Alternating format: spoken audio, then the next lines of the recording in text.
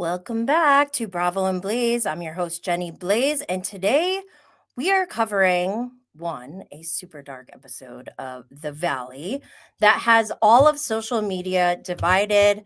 Next Gen NYC and the cast member who's officially on everyone's shit list. Yes, Charlie, we're looking at you. Real Housewives of Miami, we have some very interesting tea on the new housewife, Stephanie. And of course, the Real Housewives of Orange County season 19 premiere was last night, and we have a lot of thoughts. Before we dive in, just a quick reminder this podcast is for entertainment purposes only. All opinions are my own based on publicly available information and Bravo content. This is commentary, not a court case. So spark responsibly. And don't forget, we are live streaming on YouTube. So if you want to join the chaos live, see the visuals, or pop off in the live chat, head over to youtube.com/@JennyBlaze and hit the subscribe button with notifications on. Also, we're thinking of switching the live stream schedule to Tuesdays and Fridays. What do you all think? Let me know in the comments or hit me up on social, like on Instagram. I want to hear from you. If you want bonus episodes, behind the scenes tea, or just want to support an independent creator such as myself who does literally everything solo, head to patreon.com/Bravo and Blaze and join our Blaze family. And if you're vibing with the Bravo chaos and cannabis lifestyle, check out the shop at bravoandblaze.com for merch and sign up for our newsletter. Make sure you're subscribed on YouTube, Apple, Spotify, or wherever you get your podcasts. And don't forget to leave a 5-star review. All right, let's spark it and let's get into it. What do we have first? Excuse me. Oh, yeah, don't forget to pick up your Bravo and Blaze lighters at bravoandblaze.com. All right, first up is what to watch. And I've been repeating myself over and over again since I first interviewed these two people. And I'm going to continue reminding you all to go check out these interviews until I have another interview, which I do have planned. I have a lot coming up soon, so stay tuned. But if you're not caught up, go check out my interview with Wale Alesh of Bravo's Love Hotel. He was Ashley Darby's love interest on the show. That was interesting to get behind the scenes on that. And then also, I had an interview with Imran Hassan from Summer House season 9. We called this one fucking for fluency because Imran talks about his what he does to contribute back to his community and what the American dream means to him. And I feel like he was kind of robbed by the editing on Summer House, and they made him look like he was just like some sex addict or something. So I came up with some taglines for him, like slogans, so he can like maybe spin that in a way to like promote his English speaking school. I don't know.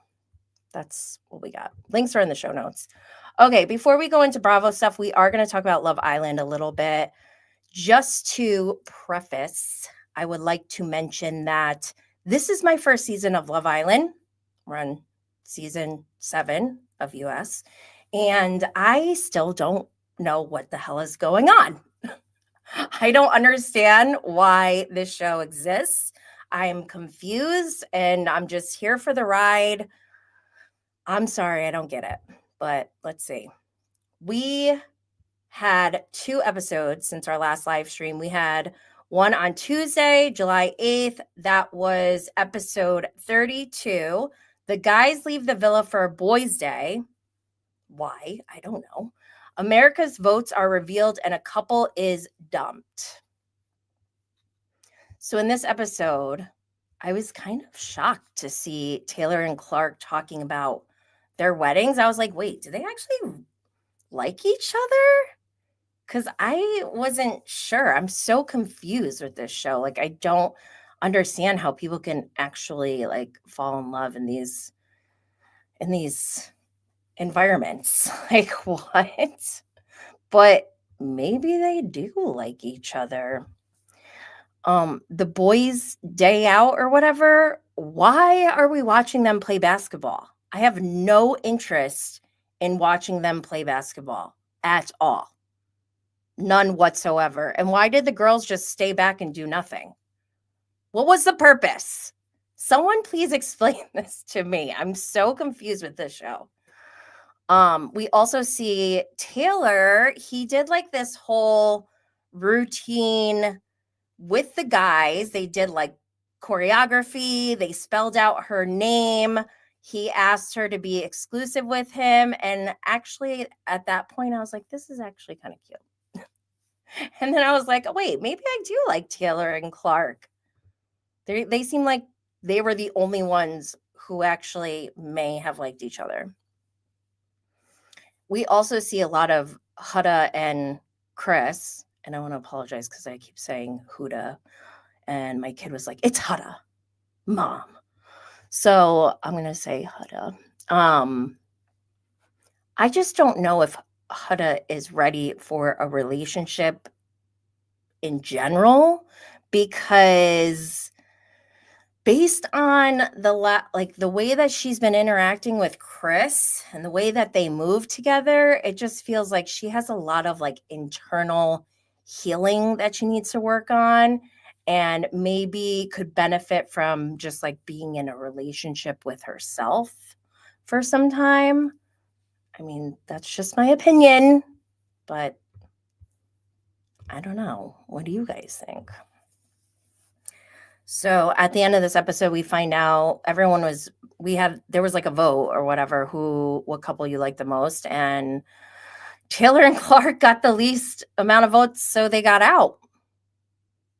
I kind of was bummed. I was like, wow, I actually was convinced for once that there was a couple that kind of liked each other, but now they're gone. And I couldn't help but feel like, oh my gosh, Olandria must be so happy. I'm feeling real good. Bye. So on Tuesday, we talked about the whole Sierra Ortega situation. She's no longer on the show. She finally is off the island and back home, apparently. I saw this on Queens of Bravo. She finally released a statement. It says, I do not and have never condoned racism or the repression of any cultural group in any form. I would never intentionally use any word, especially a slur, to tear down anyone's culture or community.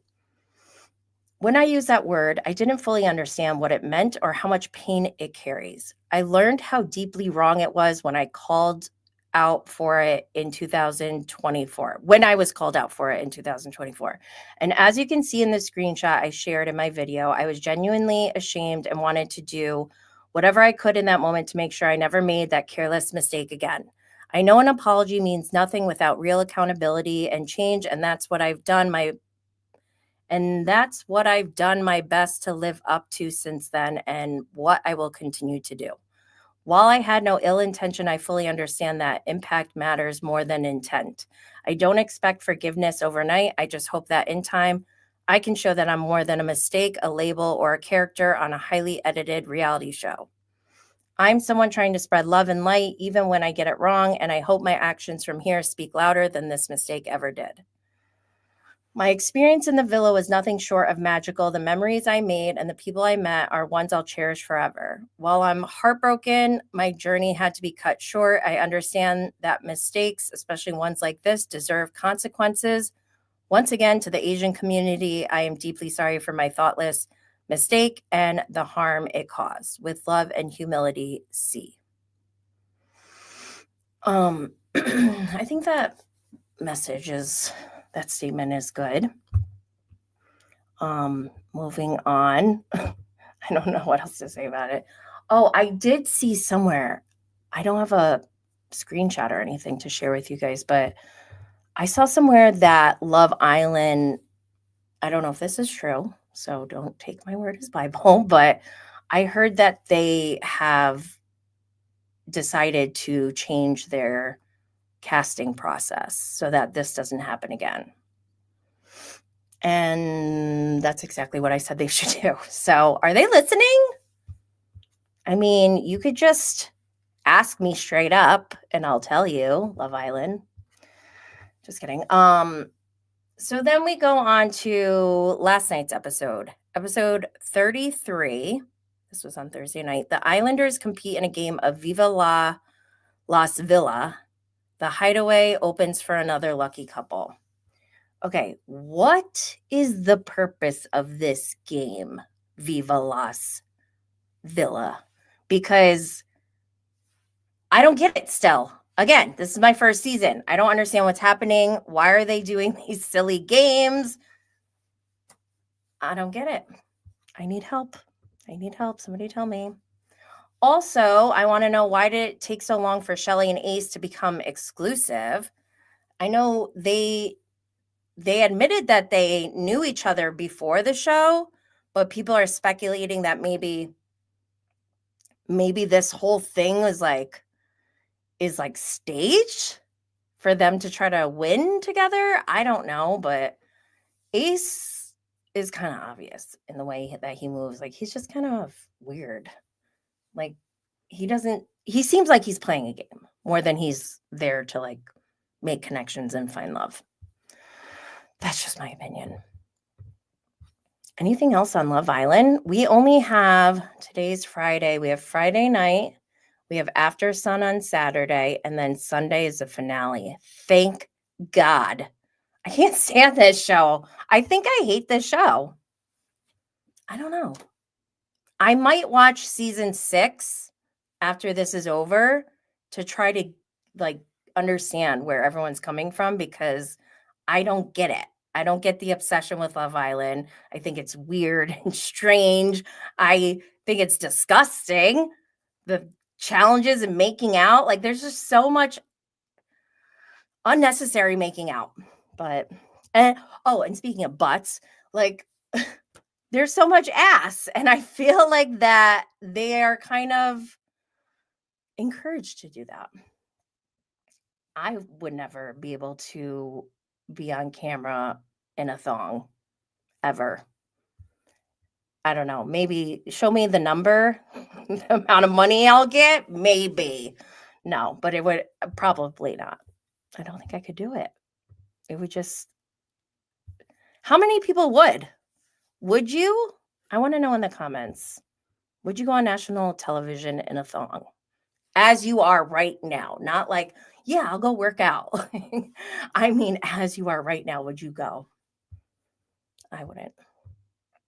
Okay, let's move on to Bravo news. This is quote unquote news. Anything that's going on in the Bravo world that's not related to the shows that are airing. So the first thing we have up is from Real Housewives of Beverly Hills. I saw this on Bywig Hello Drama. Erica's new man, Real Housewives of Beverly Hills star Erica Jane, holds hands with ex-Army Special Ops boyfriend nicknamed Shrek on LA date. What? Erica is moving on with John Shrek McKee after her split from disgraced husband Tom Girardi. This article is from July 8th, and it's from The Sun. There's a picture of them holding hands. I mean, he looks like a good match for her. I know nothing about him. I didn't go looking him up or anything like that, but interesting. Also, I think I saw that Erica and Tom are still technically married. Ugh. How long has it been? Why are they still married? They need that divorce finalized. Judgment of divorce. Let's go. Oh, and speaking of Beverly Hills, so on Tuesday, we talked about Denise Richards and her husband, Aaron, filing for divorce from Denise and also asking for like an obscene amount of spousal support and child support, like over $100K a month. With his, just for food, he has $25,000 a month that he needs in his budget. How much food is he eating? He also needs like $20,000 for clothes every month. Month, not year, month. This is a man that we're talking about. God, I hate him. Anyways, this post that I saw from Bravo Snarkside says, Denise Richards and her wild things. Wait, let me make it bigger. Denise Richards' Bravo series not returning. Never say never to a Real Housewives of Beverly Hills cameo. I am so mad about this. When we talked about the divorce on Tuesday, I said we need season 2 going like now. It needs to be filming. And so to see that they're not going to have a second season, I'm really bummed. And I feel like this is kind of what I like about Denise Richards. Like, she knows how media works and she uses it for her career in a way that I think is pretty smart. But when it gets like too serious, she knows when to back off. And that's good for her, but I don't love it for us. So I am bummed that we're not going to get Denise Richards and her wild things. But I am here for Next Gen LA with Sammy and Lola. That would be cool. I'm down for that. You hear me, Bravo? Get it together. Also, we got a blind item. Saw this on Bravo Snarkside. It says, what we have discovered in that housewife divorce filing is that the former housewife only makes about 10% of what she claims she does on the adult site, and that her soon-to-be ex didn't actually adopt the kid like they said he did. What? So why does he need child support? Yo, this guy is grimy AF. I said it before, I'll say it again. Any man trying to take money from his wife is just pathetic to me. Okay, let's move on to Sheena. Sheena Shea. I talked about this with Peter Madrigal yesterday for the show that we've been filming, Reality Network News. You can go check that out at watch.reality. Hold on, I keep forgetting. Watch.realitynetwork.tv. So we've been doing like weekly episodes, and Peter doesn't watch The Valley, so I get to tell him what happened on The Valley that week, and we get his live reaction. So that's kind of fun. But this week we talked about Sheena. So I originally saw this on the Bravo Investigator. Sheena admits to Brock affair in new memoir. I was like, ugh, this is not what I want to hear. But I went and read this article in Glamour, and I felt sick to my stomach. He cheated on her when she was pregnant with somebody who he had dated before they got together. He claims it was purely physical. There was no like emotional affair. It was just him having sex with this girl every now and then, I guess. He said he used protection. I mean, thank God, but like, oh my God, I don't even want to think about these details. And then also, after he ended it, so they had already, no wait, I'm not exactly sure. I think you can go to Coca, shoot, what's her name? Makoka? She has the timeline. I saw it there, but he wrote a letter telling Sheena everything that happened, but didn't give it to her. He wrote that after he like ended the affair. And then he told her after Scandival died down. And if you go back, I was covering Scandival every day during that time period. And I remember the blind items coming out saying that Brock had an affair. And so to see this coming out now is like, oof, tough to see. Also, what else did it say that really grossed me out and made me sick? I can't think of it right now off the top of my head, but I mean, the whole situation is kind of weird. Like, why did she wrote a book and she included this in her book. Did she tell Brock? Was he okay with it? Why did she feel the need to put it in the book when they filmed VPR season 11 and there was no mention of any affair? So why is this coming out now? Is it because Sheena's going on tour for her book and it's selling books? I mean, I don't know if I would be okay with that. I don't know if I would out my husband's affair unless we were like done forever. Like, how can now? I mean, they're still together. How is this gonna play out? Everyone's gonna hate Brock for real now. Like, I was trying to be one of those people who's like, let's give them the benefit of the doubt. Like, maybe things aren't what they seem to be. But now I can't, there's nothing to support. This is disgusting. And I saw some people online were saying, like, this is worse than Scandival. She was pregnant, which I agree. Like, oh my God, to be cheated on when you're pregnant is just, oh, I remember one thing in the article that made me sick.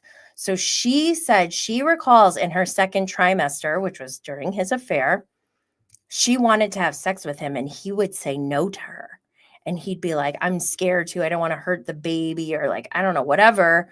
And now looking back, it was because he was sleeping with somebody else.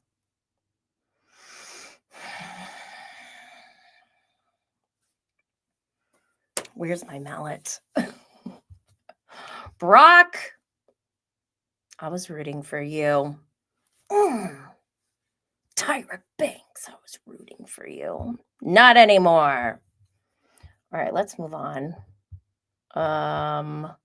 Last night, we got a tiny teaser of The Real Housewives of Salt Lake City season 6. I don't know what you call this, but I'm going to play it. I got this from Reality TV Guru on Twitter. So it's really like not even, how long is this? It's like 10 seconds long. I'm only playing the visuals right now. So it's a short video where they show, let's start it over again. Play. They show the mountains in Salt Lake City. They show the snow, and then they show some flowers starting to bloom coming out of the snow. And one notable thing that people were talking about on social media, we have 1, 2, 3, 4, 5, 6, 7 flowers. That is getting people to speculate that there may be 7 housewives for season 6. And I think I saw someone say that the premiere date is August, like end of August. And I don't know if that's true, first of all, but if it is, isn't that early? I feel like, actually, maybe it's not. It usually starts around the same time that school starts. So yeah, I guess that's accurate. So that will be interesting. I'm scared. Okay. Is that it for Bravo News? Okay, that's it for Bravo News. Now we're going to take a quick break to talk about 2 things that have actually been helping me function this week. First, Rise Mushroom Coffee. I drink it every morning. It gives me steady energy and focus without the jitters or crash. Doesn't make me feel cracky or anything like I normally would get from my usual Starbucks matcha. It's also packed with functional mushrooms that support immunity, gut health, and stress management. If you've been thinking about trying it, go to risesuperfoods.com and use my code JennyBlaze15 for 15% off your order. I can say with full confidence, at the very least, my gut health has significantly improved since adding rice to my diet. The link is in the show notes. All right, let's move on to the next thing. I got some skincare this week. And I got this from, what is this called? Clinexel. They sent me their deep wrinkle surfacing retinol serum, and I've been using it this week as the last step in my evening skincare routine. I've already noticed a difference. My skin looks smoother and more refreshed, like brighter, I would say. Obviously, it's too soon to say long term, but I'm definitely going to keep this in my rotation for now. So thank you to Clinexel for the gift. I'll share more updates with you all. I think I was holding that upside down. I'll share more updates with you all as I go. But so far, I'm liking it a lot. Okay, we're finally here to the Bravo TV lineup, and we're starting at the Valley because we live streamed on Tuesday and covered whatever else was on since last Thursday. So we're not covering Atlanta or anything that was on Monday. There was no Atlanta this week anyways, but we already covered Below Deck and the McBee dynasty, which we're going to talk about a little bit again today, but we're not there yet. So first up, let's talk about The Valley Season 2, Episode 13, The Cruise from Hell.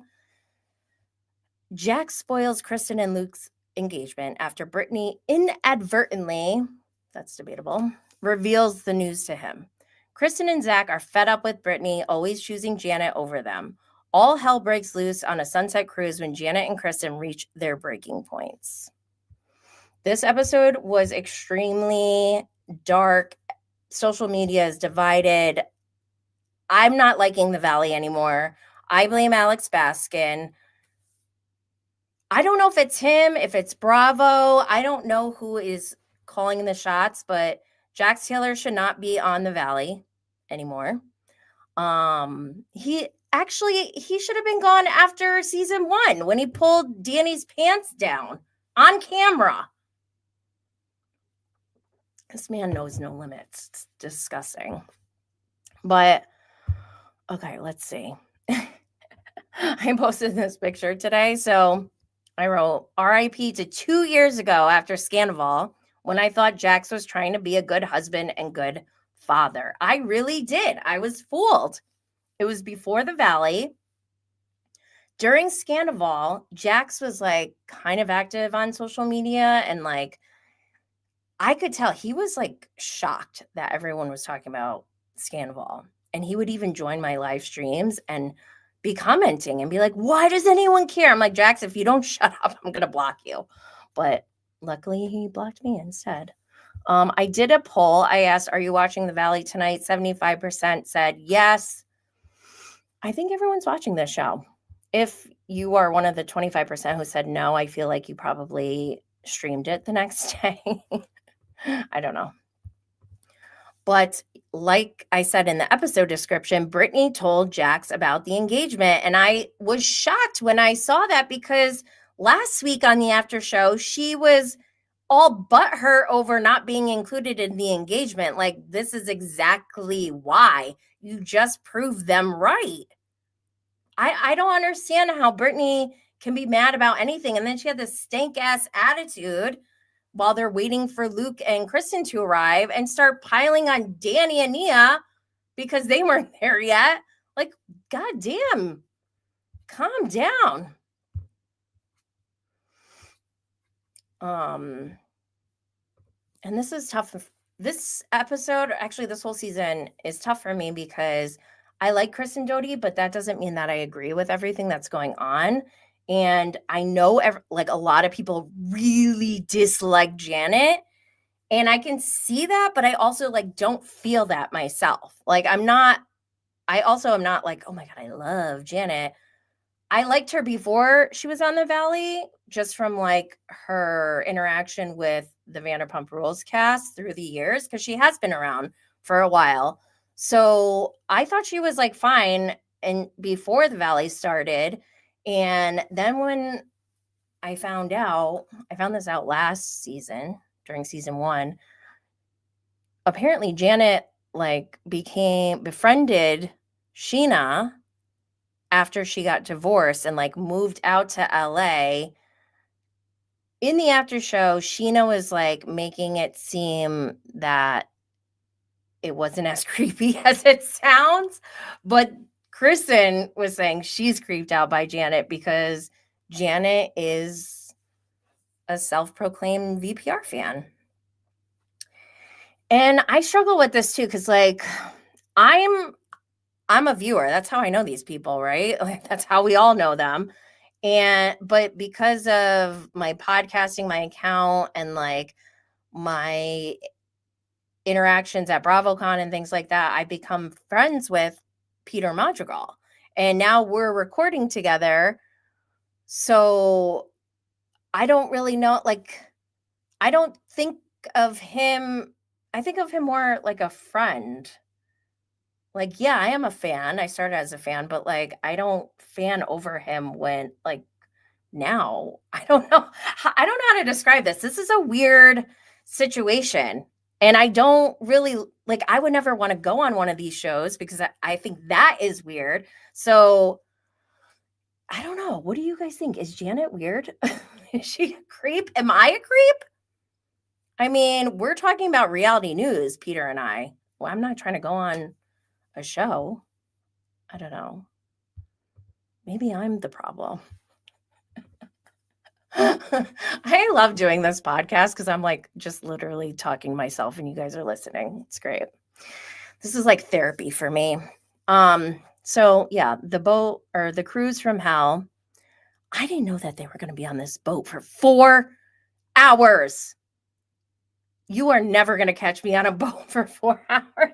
If somebody tells me I have to be on a boat for 4 hours, I'm going to start having a panic attack immediately. Like, just the thought of that, to be stuck on a boat. Because we used to do that. I remember when I was in the corporate world, boats were a huge thing for like team outings.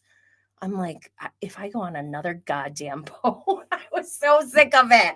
For years, that was like the number one activity. I'm like, can you guys get a little creative? This is getting boring.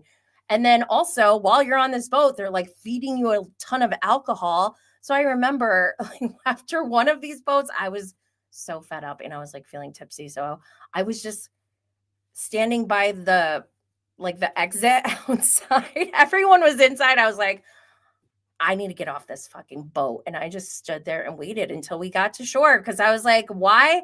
I was actually mad. I'm like, I cannot believe you guys keep forcing me to be on these boats with you. I don't want to. I just don't like when my free will is taken away from me. Because it's not like you can just jump off the boat and go home. I mean, you could if you really wanted to, but not ideal. In this episode, I was surprised that Michelle said that Jesse wasn't always as douchey as he is now. And I know people don't like Michelle, but I don't know if I can trust her completely yet from watching her on the show, but I just don't like Jesse. And I actually believe this. I believe that Jesse probably was like a decent guy at one point, but then it sounds like they had this like huge, like the success that they got from real estate was too fast, maybe. And he just like changed from that. I don't know. Have you guys seen other people do this in your lives? I'm trying to think if I know anyone who's been like that. I don't know, but I can see it happening. Okay, I got annoyed with Brittany this episode. I mean, she has been kind of like irking me a little bit, but definitely this episode. She was saying, I don't know if it was in a confessional or if she was talking to someone, but she was like, Janet wasn't even allowed at the engagement party. And that just like made me stop dead in my tracks. I'm like, wait, what? First of all, it's one thing to be in the middle of a fight between two friends. It's another thing to support one with false information. That's not even true. Janet was invited, but she opted not to go. She was never not allowed to go. So why is Brittany saying that? What is going on here? What's up? Oh yeah, and Michelle's still going on about this Jenna Willis thing, and I think that Michelle's being dramatic about it because Jenna Willis has been around since old VPR days. She hooked up with James Kennedy in like one of his first seasons. So for Michelle to be like, she's always trying to be around now and la la la because of Aaron, like, no, I don't think that's the case. I think it probably she's more hyper aware of Jenna's presence now that she knows that they hooked up at one point. But I wouldn't go as far as saying that Jenna is purposely inserting herself. Like she's already been there. So no, I'm not buying that one. Okay, so this episode ended with, it was really bad. And I'm assuming that you all watched this episode, so there's no like spoilers that I'm giving. Hopefully, if you don't want spoilers, this is not the show for you. But I was not expecting another incident of dark side Danny. Apparently, Janet starts talking about how Danny was drunk and said something about how he wanted to go like talk to some girls because he loved girls in short skirts or something. I don't know if it's true. I just feel extremely uncomfortable. And I have decided I've been talking to people in DMs about this whole episode because I feel strongly like no one's going to convince me that grabbing ass is not sexual assault. Like, I don't care how nice of a person you are. Like, if that was done, then that's what it is. So I'm going to talk about this with another creator on a bonus episode, and we'll get into the details of that more because there's a lot of nuance going on and everyone is very heated about this topic. And I don't blame any of us for being upset who are watching. I blame Alex Baskin. He wants 32 flavors of Jenny Blaze yelling at his face. I'm just kidding. I'm not going to do that. But what is his problem? Why is he? Oh, when I recorded with Peter, I was explaining what happened this week. And I asked him straight up because Peter has his own reality TV network now, reality network, and he's producing his own reality shows. So I asked him, would you ever like focus on a storyline that has to do with something that didn't happen on camera and something that's so serious?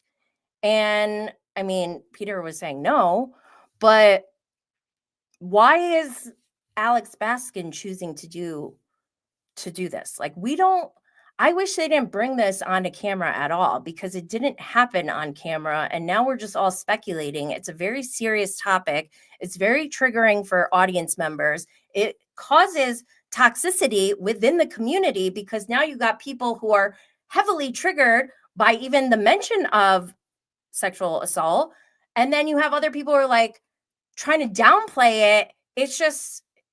It's not a good situation right now. It's not a healthy environment in this Valley viewing community. And like I said, just stay tuned for a bonus episode because we're going to talk about it more. And just like basically what I've been saying, I don't like the Valley anymore. I don't hate it. I just don't like it. And I was thinking about Jen Shaw when she's like, You should be wearing flip-flops because you're always flip-flopping. Which was such a stupid line, but I don't know. I felt like saying it and using it. So I said, you should be wearing flip-flops because you're always flopping with Jen Shaw energy. That's me to Alex Baskin. Because I think it is his fault. And he did this with Vanderpump Rules. Nobody wanted a Sandoval redemption arc, but they just kept pushing it. And I also blame producer Jerry. Let's move on to the after show. I just like the way that Tom Schwartz is in the after show is so funny to me. Like, why are you even there? And even same with Sheena, Brock, Lala, like,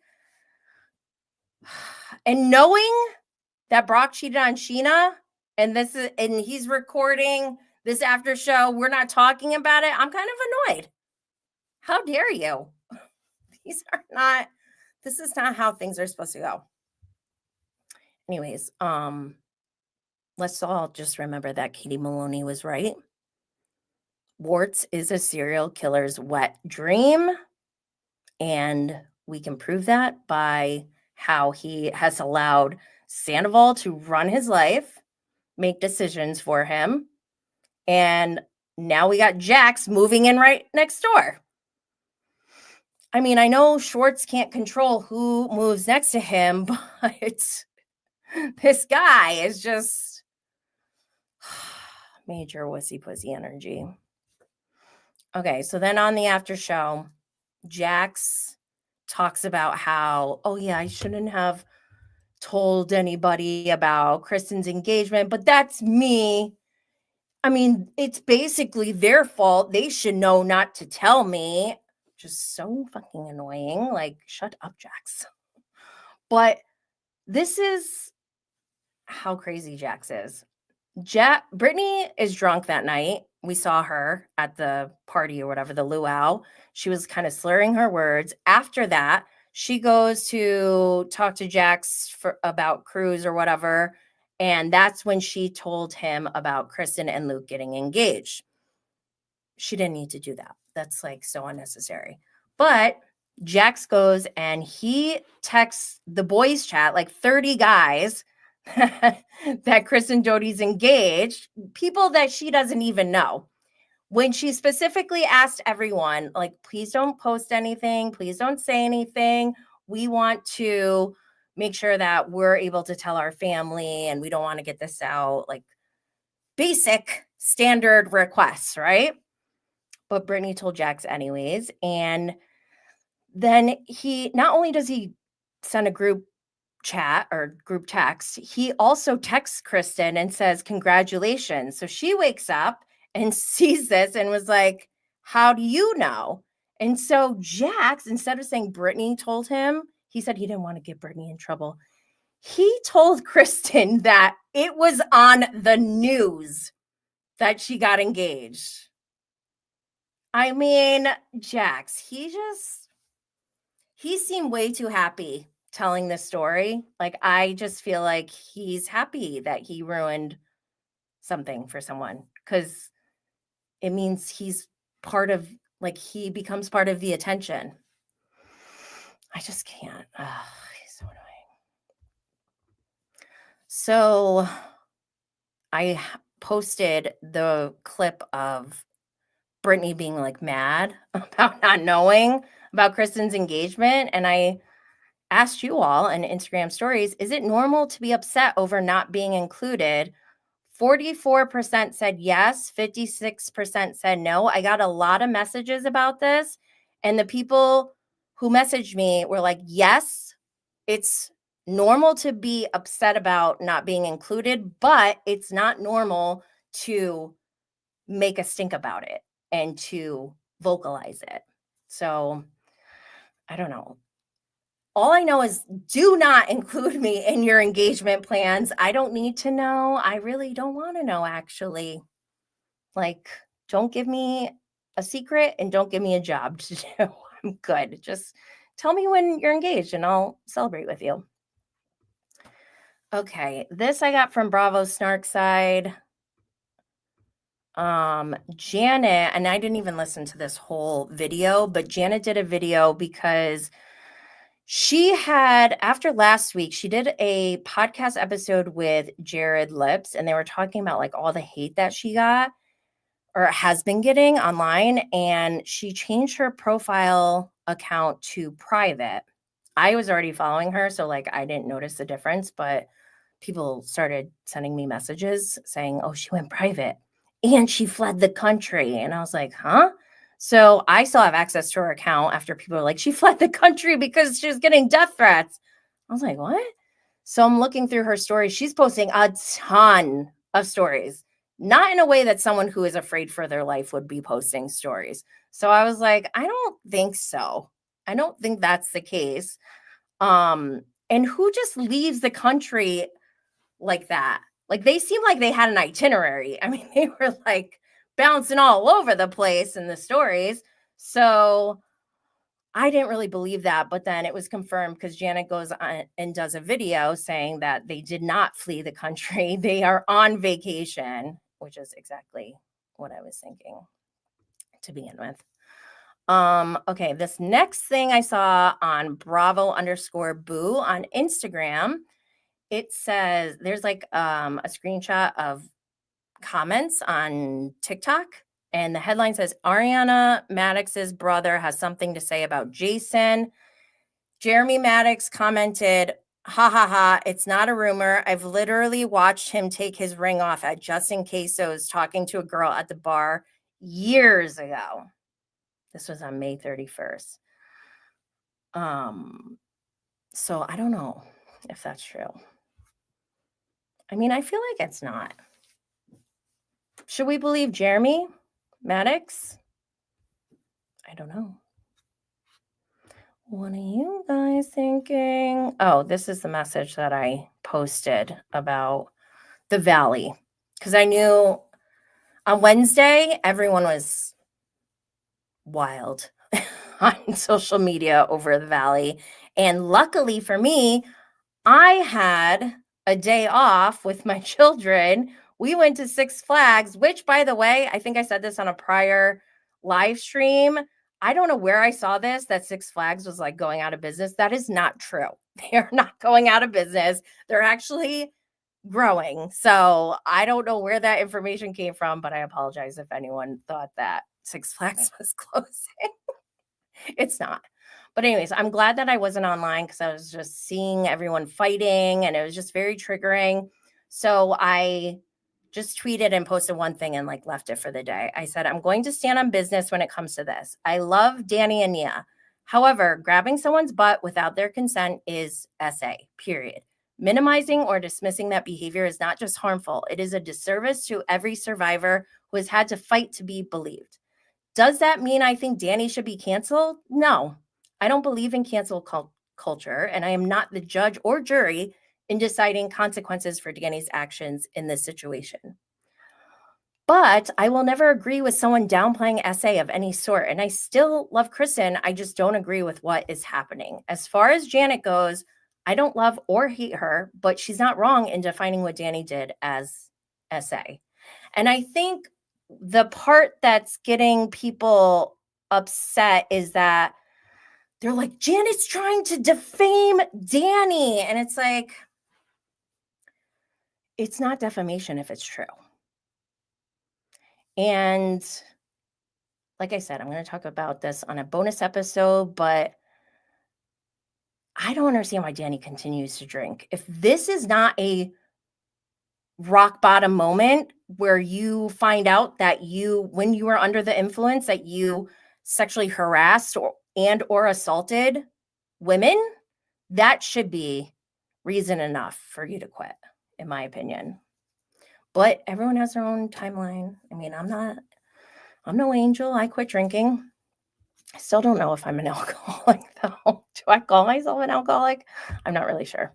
Like, I don't crave it, but like sometimes when I would drink, I would abuse it. I would turn into like Dark Side Danny. So I just don't drink at all anymore. Okay, let's move on. Here we go. Breaking the Rules Pods Clips posted this clip of Jasmine, who said the word sexual assault. So they wrote, just so we're clear, Jasmine also called it SA. Because some people were like, it happened to Jasmine. Jasmine has to be the one to say it. And it's like, it doesn't matter if Jasmine said it or not, in my opinion. But just for the record, she did. And then Breaking the Rules Pods Clips also posted the definitions of sexual assault. And I don't want to go through all of this because I don't want to read it, but you guys get the gist. Okay. I feel like I need my inhaler. I'm sorry for doing this while I'm live. But we're going to talk about Next Gen NYC next.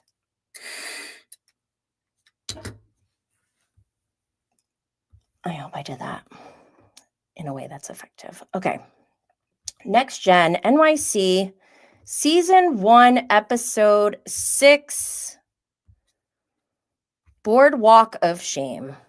Ariana's excitement for her mother Kim's New York City visit fades when Hudson pushes her to set financial boundaries. Brooke's birthday bash on the Jersey Shore descends into chaos when Georgia and Charlie's feud takes over the party, dragging Ariana, Riley, and Gia into the crossfire. Okay, before I get into it, I just need to tell you all that this is my new favorite Bravo show. The stakes are low. We kind of know some of these people already because their mothers are housewives, and there's just a lot of nepotism going on. I love it. I really enjoy this show. It's messy, but like I said, low stakes, not like The Valley where we're talking about divorce, domestic abuse, and sexual assault. Like that's too much.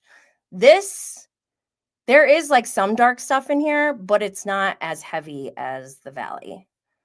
Where's my cursor? Okay, here we go.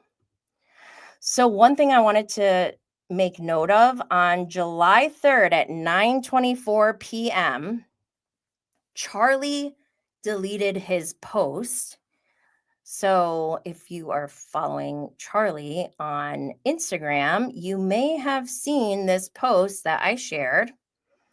And the reason why I knew that it got posted was because Instagram gave me a notification saying this media has been deleted, so it's no longer available in your stories. So I was like, oh snap. So I have the exact moment when he deleted it, and I'm pretty sure somebody told him to delete it, because in his caption on this post, it's just him with two girls. He wrote, "We slur, Asian slur that Sierra got in trouble for on Love Island. We see the hardest." What does that mean? And at this time, when I first saw this post, he had his comments off, which makes me think that people have been sending him messages, which I do not condone, but I would like an explanation. What does he mean by this? What is that? I don't like it. Stop Asian hate. I'm sick of this. Okay, let's move on. Max. Hi, Max. Max said, I noticed Charlie hasn't been doing the interviews yet, unlike his co-stars. I wonder what that means. Do we think he got fired? Probably not. Daddy probably paid for him to be there. Okay, I'm going to go through my tweets. The first one, so we see Kim Zolciak visiting Ariana in New York, and I just was completely disturbed hearing and seeing how Kim and Ariana discuss finances and expectations. Because Kim came to visit Ariana. Ariana has this extra room with just a beanbag or whatever, and she goes, "And this is where you're going to sleep." And her mom was like, hell no. And she's like, what's the problem? And Ariana goes, "I'm just kidding. We got you a hotel." I was like, what? Why is this young girl having to get her mother a hotel to come visit her? This seems ass backwards. Once I started working after college, I mean, I still do pay for my mom's cell phone. But like there's a big cultural difference. Like I can't see any of my friends doing any of those things. So I'm just like, this is wild to me. And it makes me sad because I think Kim is a monster. I think she has a gambling addiction. I think she's awful with finances. I think she is a grifter, takes one to know one. And she definitely she hasn't even met Charlie yet. And she called him out knowing that he's a grifter. She's like, oh, he's on to the next victim. Poor Ariana. Like, I love Ariana so much. It's so bizarre to see this woman, Kim Zolciak, be such a mess and then have such an amazing daughter. It's so wild. And also Hudson. I love Hudson so much. He seems like such a good person. He is probably the richest. He's like got tons of designer labels, head to toe jewelry, dripping in diamonds, wads of cash, which by the way, Hudson, I know you're young. So as a parent, I would just like to say, maybe don't flash it around because I am worried he's going to get robbed one of these days. We need to protect Hudson. Somebody, maybe Hudson can hire like security to walk around with them or something. But yeah, Max said Hudson is the opposite of Charlie. Seriously. They're both Nepo babies, but Hudson is just so endearing. He's so sweet. He is more of a man than a lot of men my age. I'm 43. I'm shocked at how amazing Hudson is. I just like love him. I love Ariana and Hudson. I think they're just so cute together. Love them.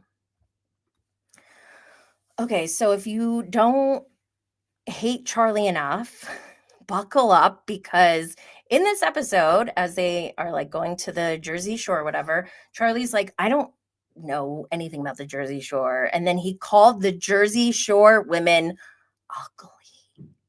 He literally said that on camera about JWoww, Snooki, Sam, Angelina, who else? Dina. How dare you? This guy has no limits. He is disgusting. You know, I'm actually kind of worried for him. Like he might get beat up one of these days. Speaking of getting beat up, I love this gif of this woman getting ready. She's like hyping up to start fighting. And I just felt like that was the energy that Georgia was getting or giving us when she was talking about Charlie. She's like, oh, he's dead to me. No, he said the most vile, disgusting things that anyone has ever said to me in my entire life. And Georgia doesn't wash her hands. And she's calling Charlie disgusting.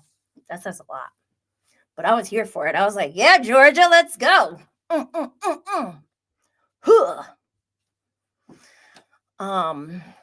I didn't know Brooks was the way that Brooks is. Like, I knew Brooks was like soft and like he doesn't like conflict and you know he talks in monotone and but I didn't know that he is the one who brings crochet and knitting supplies to the Jersey Shore.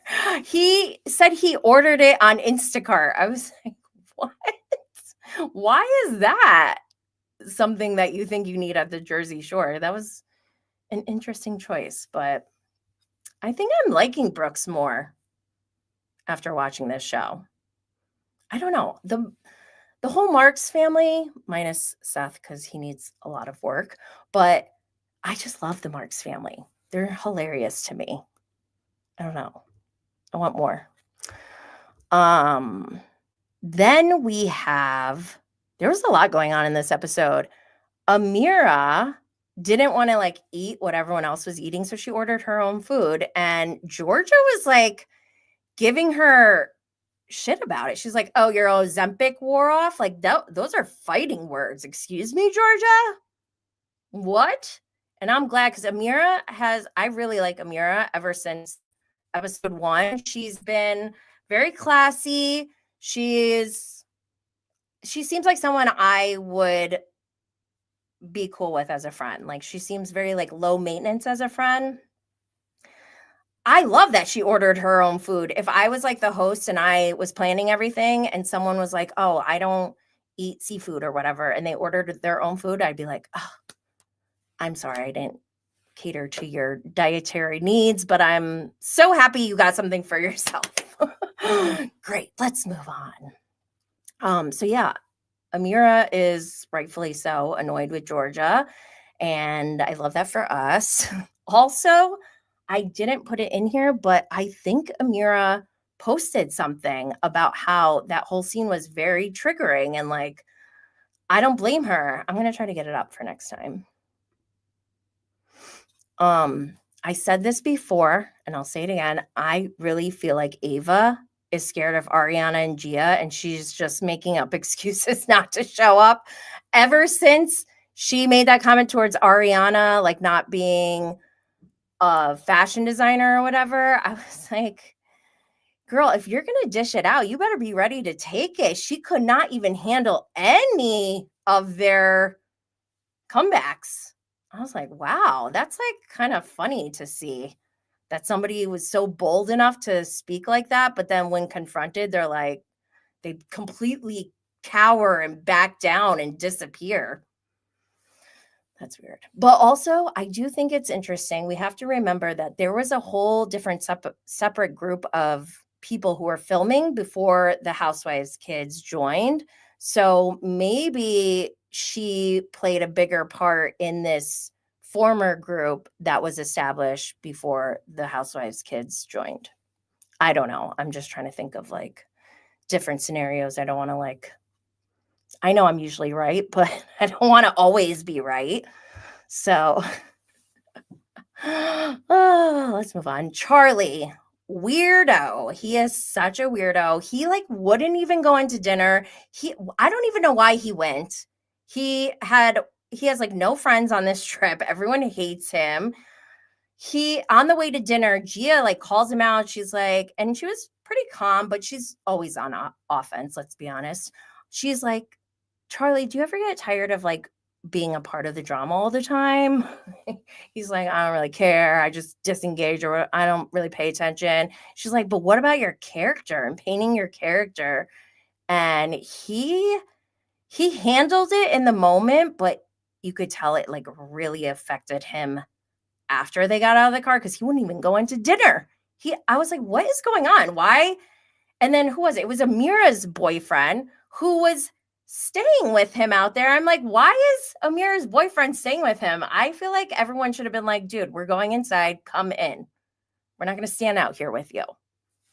He's 29. I was a single mother. 29. God. Wild. Is it me? Am I messed up, or is this normal? So, I don't know if this picture was after the fight. No, I think the fight is to be continued. This is, I think, before he went in. He's sitting on the boardwalk. He's rolling a joint or a blunt, and he just yells out. He talks to the cameraman a lot, which is actually kind of funny. I kind of like that. But he goes, "Is this the shore?" I was like, first of all, they can't answer you. Second of all, he's literally, there's no one around. So he just looks like he's talking to himself. But it made me think of Snooki and how she was like, where's the beach? When she was drunk and she was like literally on the beach. And then I'm like, this is just coming to me. No, actually, I bet he did watch Jersey Shore. He watched probably all of them, and he probably remembers this scene very clearly, because why would he say, is this the shore? I bet you in that moment, he was probably thinking of Snooki running around saying, where's the beach? Where's the beach? And then he gave his version of it. Charlie, you're pretty basic, and it's sad. Charlie. Okay, so we got some tea on Charlie. This is from Reality Blurb. Next Gen NYC star Charlie Zakor was arrested for drug possession and trespassing in 2014 before the case was suddenly thrown out. They hate me because my daddy is rich and I'm like, goddamn, leave me alone. They want me 6 feet deep in a ditch. Don't hate me because my daddy's rich. Motherfucking jealous bitch. That is Charlie. Okay, I have this video from the.Christina_Chronicles. This is about Charlie. Okay, buckle up. Anwar has been named in the past as one of the most successful Lebanese immigrants to make it big on Wall Street. I found this interview from 2013 with Executive Magazine where they talked to Charlie's dad. At the time of this interview, he is the vice chairman of investment banking at JP Morgan. Anwar was born in Beirut, the capital of Lebanon, and his dad was a professional backgammon gambler. And he won a trip to Scandinavia where he met a Danish woman. They fell in love, and soon after his dad returned to Lebanon, this Danish woman bought a one-way ticket to Beirut, and she tracked him down at a casino. The couple would marry and then give birth to Anwar and his twin sister in 1963. Then around the age of 12, his family hold moved on, time out. So Anwar's father was a gambler and his mother was a stalker? Is that what I'm hearing? Because it sounds like it. She just like forced herself into this gambler's life. Okay. And then they had twins, and Anwar has a twin sister. Copenhagen at the start of the Lebanese Civil War. He said, "We thought we were just going for 3 months, and 3 months turned into 12 years. After completing his studies in medicine and working in hospitals, he decided that healthcare wasn't really for him, so he went back to study business at Copenhagen Business School. And then he studied at the European School of Management, a program which required mastering 3 languages. He spent a year studying in each the United Kingdom, France, and Germany. And then after completing an internship, he decided he wanted to go into banking. And in 1989, he started his career with Morgan Stanley in London, and then he transferred to New York. He eventually became the vice chairman of investment banking at JP Morgan in 2005. And something I find kind of interesting is that he says, oh my God, wait. I worked at JP Morgan in 2004. We were there at the same time. I wonder if he worked on Park Ave. One of the deals he is most proud of is the acquisition by Comcast of a majority stake in NBC Universal. He said it was one of the most complicated, high-profile, landmark deals, and it was transformative in many ways. And the reason I find that interesting is because both Peacock and Bravo are NBC Universal networks owned by Comcast, which he had a hand in that deal, and now he is on a TV show streamed on Peacock on the Bravo network. The article goes on to say that throughout his career, he has worked on several high-profile deals, such as media behemoth News Corporation's $5 billion acquisition of Dow Jones and ticket sales company Ticketmaster's $1.5 billion merger with events company Live Nation. He's also asked if he would ever return to Lebanon, and he said that he might toy with the idea of retiring there someday, but that until then, he's sticking with the capital city of international finance. Wow. I did not know all of this. Did you all know this? Interesting. So, Charlie's dad had something to do with one of the biggest merger acquisitions involving NBC, Universal, Peacock, and Bravo under Comcast. And now his son is on a TV show. And we heard him saying last week to Georgia, she wouldn't be on the show if it wasn't for him. Does he have like the mindset of Jax Taylor? Like he's the number one guy and this is his show? What is happening? Yo, this is nuts. Interesting. Also, again, Ariana Bierman can do no wrong. I am protecting her. Protect Ariana at all costs. Okay, Bravo Snarkside posted this. I don't know where this came from, but it says how Kim Zolciak feels about daughter Ariana bringing up money issues on Next Gen NYC exclusive. So I'm just going to read a little part of this, but it says the Real Housewives of Atlanta alum Kim Zolciak is not happy that her daughter Ariana Bierman has been discussing their family's money woes on TV, a source exclusively tells Us Weekly. Excuse me. Airing all this dirty laundry doesn't make sense to her, the insider tells us. Kim has been very quiet since her divorce, and she doesn't like airing her family matters for public consumption. Kim doesn't understand why she is talking about it. What?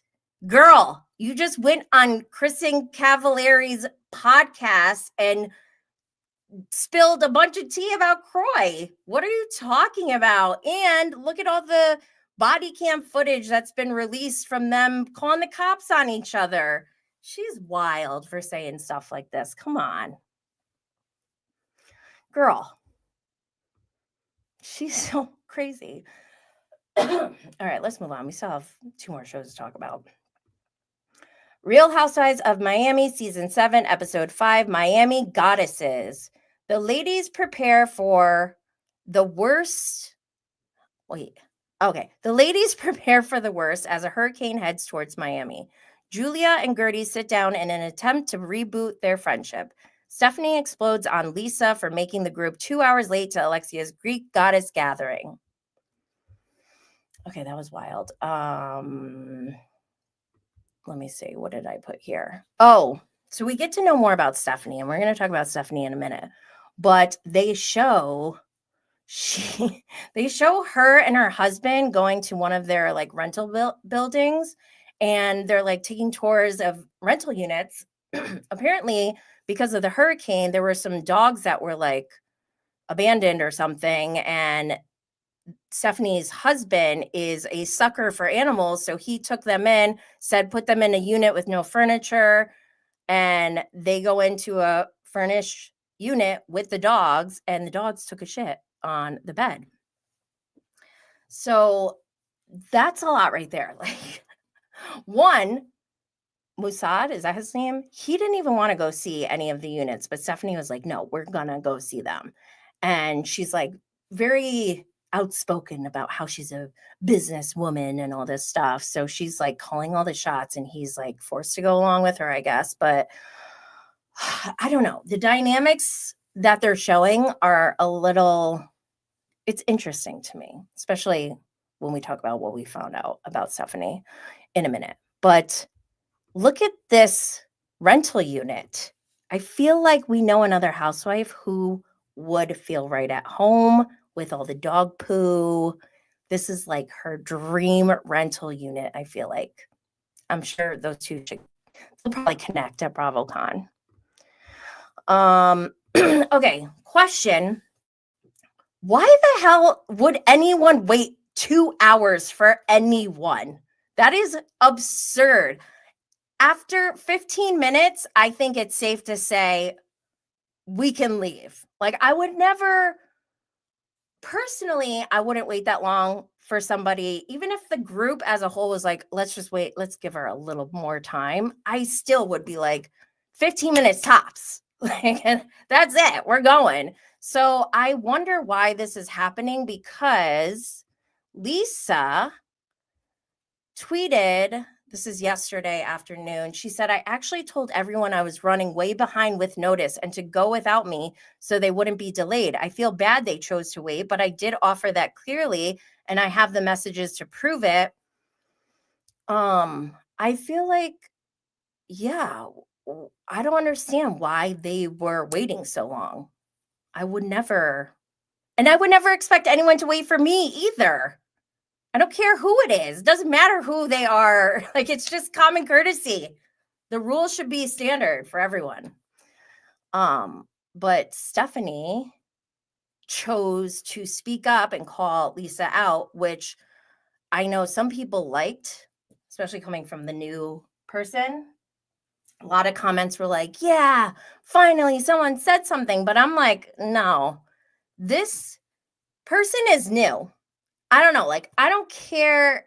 This is like part of social dynamics, right? If you are new to a group, I feel like it's kind of inappropriate to start going off on someone like that. Like, that's too soon for me. And I don't know, maybe I'm too timid, but I feel like in a social setting, that's like the norm, right? Or am I wrong? You guys can tell me if I'm wrong. But I just was like very taken aback by that. I'm like, girl, you could have left. Why are you sitting there for 2 hours, you weirdo? And then Lisa called her boss baby or something. I loved it. Okay, so I posted some clips and we see that Alexia is planning this Greek narcissistic theme party. I thought this whole idea is so funny to me, but I wanted to know, is this normal? So I asked, and only 17% of you said that this is normal to have a Greek narcissistic theme party. So 83% of you agree with me that this is not normal. Next up, I saw this, and this really made me mad. I saw this on Reality Blurb. It says, Real Housewives of Miami star Alexia Napola's ex Todd buys a $4.2 million Miami penthouse just months after filing for divorce. Why is this woman not getting it? She needs like hypnosis or something. What is going on? Why can't she detach from Todd? He has done everything logistically to detach from her. The only thing left is he's just getting free sex pretty much from Alexia because she can't stop. Like, girl, we need to save you. Save yourself. Oh my gosh. And then I saw this on page 6 in virtual reality. Alexia was asked a question like, would you ever get married again? And she was serious. She said only to Todd. Oh my God. She needs to be shaken. Alexia, wake up. Okay. So we have this scene of Stephanie talking about how close she is with her parents and that she brought them on her honeymoon. And I asked, is this normal? 27% said yes, which I thought was kind of weird. 73% said no. And at first I was like, no, that is so fucking weird. But then I remembered, oh my God, is he older than her parents? That's kind of weird, right? Maybe they should be there. Okay, so this is where things get juicy, guys. On TikTok, someone left a comment and said, have you seen her husband? I mean, someone else's husband that she stole for money and power. She's the age of his daughters who are suing him for misappropriating their trusts / businesses to the tune of $20 million. They don't say $1 million. They just put 20, but I'm filling in the blanks. So then I saw this video. I saw a bunch of articles and I was like, oh no, now I got to talk about this. But thankfully, I love when other creators already like do the summary so I can just like share it. We have She Speaks with Emily Hanks. She broke it down and I'm going to play it for you. I didn't trust Stephanie, the new cast member of Real Housewives of Miami. Found this Reddit thread. Remember how Stephanie said the way she met Masood? I met Masood at a Miami Heat game when I was 26 years old and he was 50. She was actually Masood's ex-wife's assistant. That's how she met Masood. And then she had an affair with Masood and got her way into the company like that. Stephanie says she's been with her husband for 11 years, but he was officially divorced in 2019. Apparently, Stephanie legally changed her name to Masood's last name while he was still married. Stephanie and her husband are also being sued for $10 million that they allegedly owe a Miami real estate lender. His ex-wife and 2 daughters do not speak to him. Shoma Group was actually funded by his ex-wife's father. According to this Reddit post, what it appears like is Stephanie stole his ex-wife's life. Now, she wasn't really on my radar until she went on Watch What Happens Live, and this is how she answered this question about Gertie. I just want to know why Gertie just wants to hold grudges. Like, just let it go. So that caught my attention, and I said, let me look into this lady. And sure enough, she's not who she appears, which I think we all could figure out, right? Ooh, That is juicy. Oh my gosh. So is Stephanie a posh? Homewrecking every day? I don't like that. I'm still mad at Alicia Keys for being the other woman. That was years ago. And they're still married. So this isn't good. I need to know what everyone's thinking about this.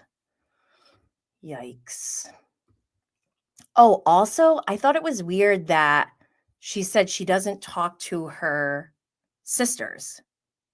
Like, that is bizarre. And then also, didn't she say she has no friends? Like, if you have no friends and no family, like, that's a red flag for me. Okay, let's move on. I saw this on Bravo Snark side. Nicole Martin left Real Housewives of Miami because a non-full-time cast member was having her followed by a private investigator.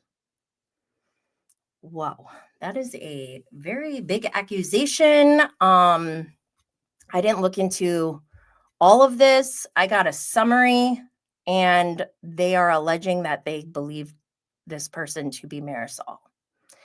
And I don't know about that because, like, why? Why would Marisol do that? That's weird. But then somebody said to me, Marisol was accused of this before in the past. And I don't know exactly when or by whom, but I thought that was interesting. And I hope it's not true because I like Dr. Nicole. I want her to come back. Okay, let's move on. We have one more thing to talk about, and that is the Real Housewives of Orange County, Season 19, Episode 1, the season premiere, Revolving Door of Lies. Shannon is loving the single life as Jen preps for her wedding. Gina finds her home life returning to center. Emily reveals a heartbreaking family issue. Tamara opens up about her past trauma and therapy. Heather deals, Heather deals with problems at her Beverly Hills mansion. Katie finds herself at odds with some of the ladies as they question her association with bloggers. Okay, first of all, no one blogs, okay? Alex Baskin, can you get your shit together, please? Like, what? Yeah, Max knows. Another Alex show. I blame Alex for this. I mean, the premiere was good. It's entertaining. I'm here for it. And I hope this season is good. But I'm annoyed at the same time. I posted a clip from the premiere episode, excuse me, and I said, Emily is still pressed by Katie and Kylie. Is it normal for Emily to be obsessed with Katie? 18% said yes. 82% said no.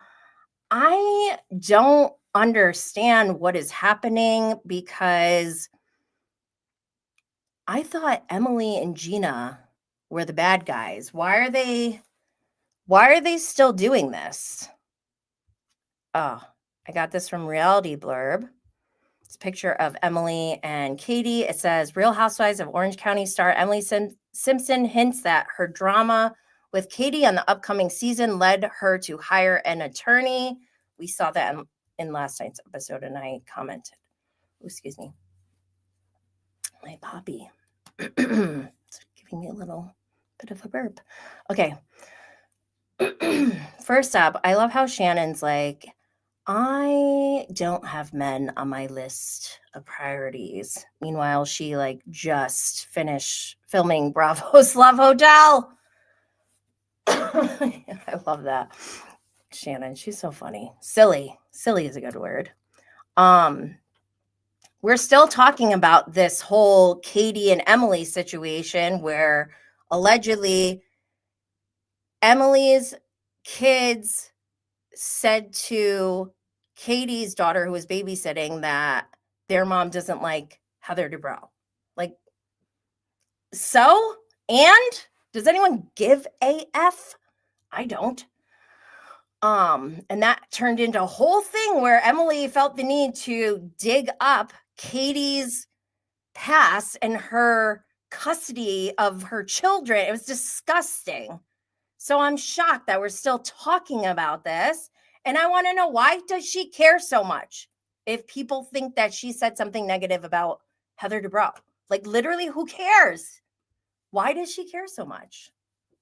Does Heather give her money for bills or something? Like, it's bizarre.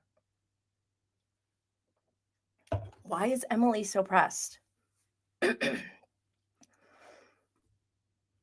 Okay, and then we got more of Gina. I'm really like so sick of these two. Gina's sitting there like talking about how happy she is with her and Travis, and they move back in together, and she's decided that she's not going to let his ex get in the way, and then. Okay, well, Gina, if anyone talks about Gina and her kids, Gina will flip the fuck out, right? But if Gina talks about Travis's ex-wife and their kids, it's totally fine, right? Does that make sense? God, Gina, she pisses me off because she claims herself to be a New Yorker and we don't claim her. No, she's not one of us. Ugh. And okay, Emily was really, really, really pissing me off. This is what I noticed about Emily. She doesn't care what the topic is. It could be something so insignificant as her possibly saying that she didn't like Heather Dubrow or whatever. Like, who gives a shit? But when she speaks about it, maybe this is like her lawyer side, she speaks with such strong conviction. It's like she took theater or something. Is she an actress? She will deliver it in a way where if you dare question, then you're going down. Like, she will just keep speaking louder and louder and get more boisterous. And I could see it. It's like obnoxious. It's exhausting. Get a life. Like, she really has no life. Her storyline for 3 seasons has been about food, and I'm sick of it. I don't want to talk about it anymore. And truly, when these two get together, they are the worst. They're sitting there, all of their problems, all the things that they're bitching about are things that happen when you go on a reality television show. They're like, oh, people are judging me as a mother. Bitch, you just started talking about your kid 5 seconds ago. You cannot open your life and share it with the audience and then be like, no, that's off limits. That's too far. Like, no, then don't be on a reality TV show. I mean, this is insane. Gina's like, oh my God, they're talking about me and my kids. Like, what the hell did you expect when you signed up for a reality show? God, I wish Gina would go. She's such a disgrace to the housewife name or label, whatever you want to call it. Like, it's offensive. Can you imagine if you're Dr. Nicole Martin and you have to stand next to Gina? I would be offended. I'd be like, this is not the same. No. And her glam is offensive. It really is bad. Okay, so don't forget, in between filming, Tamra had huge backlash. And also, I just want to point out something. Tamra is a podcaster, not just a podcaster who talks about her day-to-day life. She is a podcaster who talks about reality TV gossip. I would say even more so than I do. I'm giving commentary.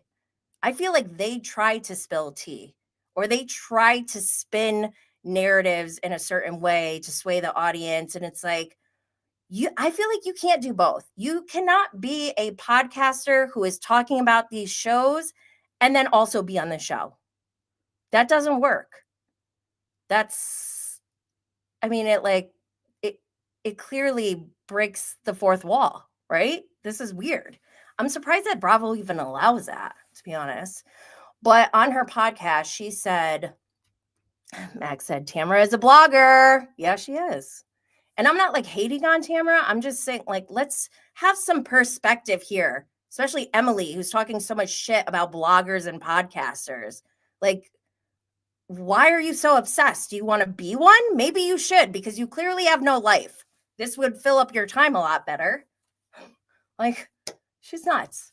But Tamara, and I remember when this happened, I was like, oh my God, a huge mistake. She went on her podcast and said that she was on the spectrum, and it caused so much backlash. I think she blocked me, actually.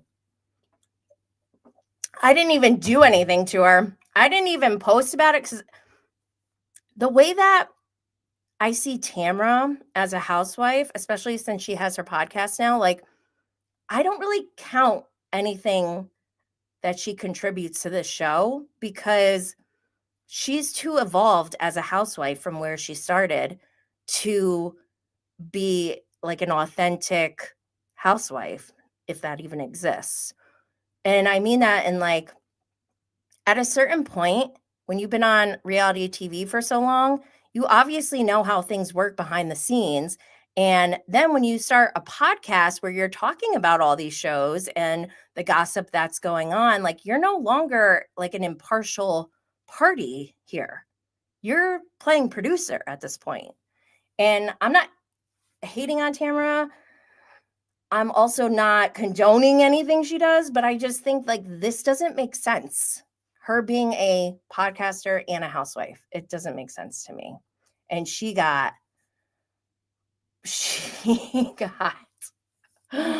like, she got it bad online. They were like, somebody wrote spectrum of narcissism. Being on the spectrum has nothing to do with being vile. Someone wrote, autism doesn't make you an asshole. Like, it was, and I'm not surprised. It was bad. It was really bad. And I'm glad that they mentioned it in the premiere, because it had to be addressed, because that was awful. And I'm glad that she kind of like tried to correct herself a little bit, but Jen and Ryan, I feel like they didn't add that much to the premiere. I still like Jen. Like, I think she's so cute. And I don't know about Ryan yet, but like, I want to root for Jen. So I don't want to like hate on Ryan because I like Jen at the moment.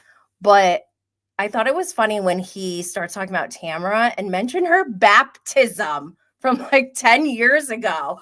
I could not stop laughing because, one, he wasn't even on the show back then. Two, it is a funny dig. But then three, when you like take a step back, why does he even know that? Does that mean that he watched the show? And is he a fan? Like, what is happening? That was too funny. Okay. So not only did Tamara have that, like, that whole crash out situation online, but then I remember when this happened too. I got sent this same information that showed Tamara Judge's name on, actually was Reality Blurb. It was this account right here. Her name, and I don't know if that's true or not. I really don't know. I like going to Reality Blurb for information. Whether that's coming from Tamara or not, I don't know. But there was information that was posted saying that Tamara like was a part of this business, the Reality Blurb. And then when this other account posted it, Tamara flipped out and was like, I'm going to sue you. This heading on Reality Blurb says, Tamara Judge threatens legal action against blogger for spreading false rumors and harassing her. Says woman suddenly turned on her. And then I don't know what this screenshot is. I don't know if it's the creators. Oh, it must be. Yeah, I think it's the creators' post.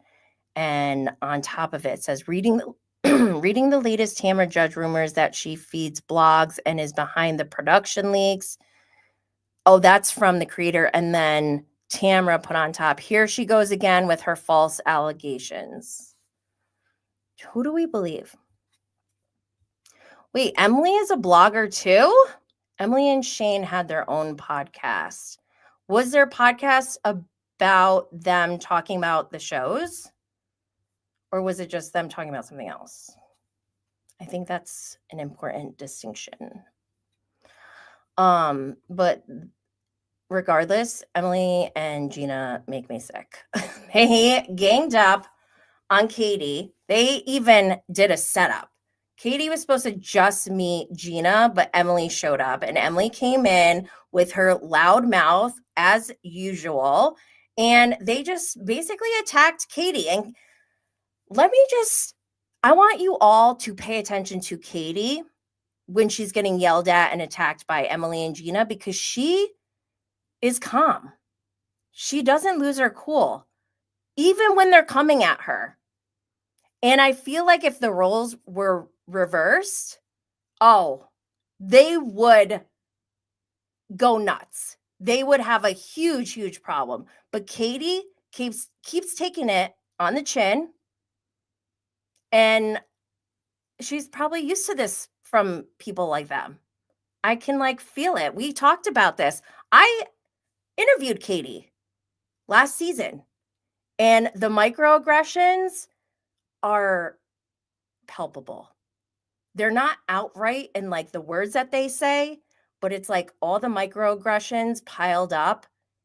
It's starting to feel like it's not about the nanny, if you know what I mean. Don't come after my Korean sister. How dare you? Also, Emily's like, I'm emotionally tapped out. I'm so stretched thin. I have all this going on. Okay, you're so tapped out, but yet you still have time to go plan to gang up on Katie? Get a life, Emily. And also all over her daughter maybe saying that Emily maybe doesn't like Heather Dubrow. Who gives a shit? This is so ridiculous. And I said, she's exhausting. I'm so done with her. She also has a whole list of things about Katie. Can you say obsessed? This is beyond obsessed at this point. She's so bored that this is what she does with her life. Oh my God. And she keeps talking about these bloggers.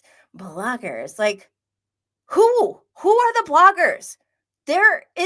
I don't know any bloggers. Are there any bloggers out there? Because what is blogging? Podcasters? Maybe. What are you doing? Max just said last season they ganged up against Jen. Yeah. And they're trying to get Jen to turn on Katie. They said that, what did they say she said? I don't know. They try to spread something and cause shit. And I was like, this better not work. But luckily, it didn't work on Jen and Katie, because watch, every time they get attacked, they are cool and calm because they have no reason to get upset because they haven't done anything. And Emily is the one who's loud and in your face over the dumbest shit. Oh my God, get a life. Max said, con artist. Yeah. Who said it? Someone was like, Jen called you a con artist. And then Katie mentioned it to her and she's like, I don't know what they're talking about. It was such a non-issue. Meanwhile, again, reverse the roles. Oh, the Karens would be out for sure. Gina said that. Jen said that. Yeah, Gina said that. Jen said that Katie was a con artist. Anyways, Emily, stop listening to me and my peers. You're obsessed with us. Should I get a order of protection? I'm scared now. Also, this really pissed me off. Law is just my hobby, okay? I'm not a lawyer. Didn't go to law school, but I know the difference between a cease and desist, and it's definitely not the same as suing someone. And you would think that someone who's a lawyer would know the difference. I was appalled that Emily said that. She goes, I had to hire an attorney to sue. She goes, yeah, I did. I sent a cease and desist. I had to pay for that. Okay, that's not suing. That's sending a formal letter that says, stop talking about me. That's about it. Overruled, Emily. Also, I'd like to remind everyone, this is from November 2024 on November 8th. Sunny66878 on Twitter posted, with a bunch of dead emojis, not Emily snooping Katie's IG page while at the Neff Cure event. I saw this. I was like, what? So then I look at the picture. We got Heather Dubrow, Terry Dubrow, Tamra, and then Emily. And you could see Emily's screen, right? This is Emily's screen. What is she looking at? Looks like a person, I think. Oh, it's Katie Janela and her husband. Would you look at that? That is so creepy. What the fuck?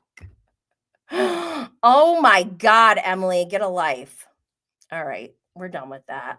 I want to talk about Watch What Happens Live real quick. And then I got to go.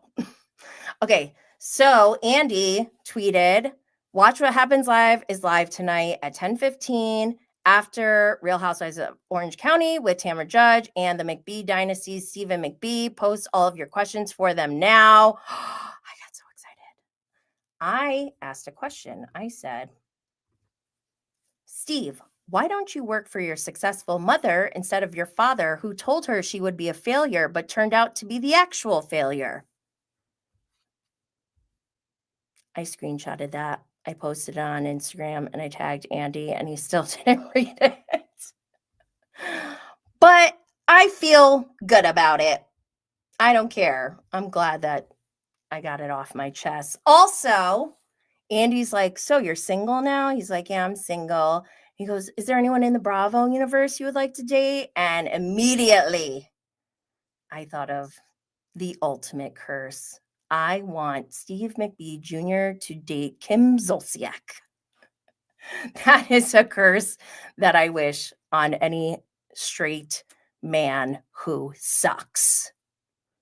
Oh my gosh, there wouldn't be a bean in sight after she got done with them.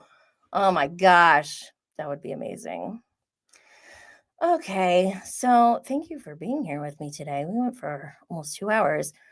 On deck, we have more Love Island tonight, tomorrow night, and Sunday is the finale. We'll talk about that on Tuesday.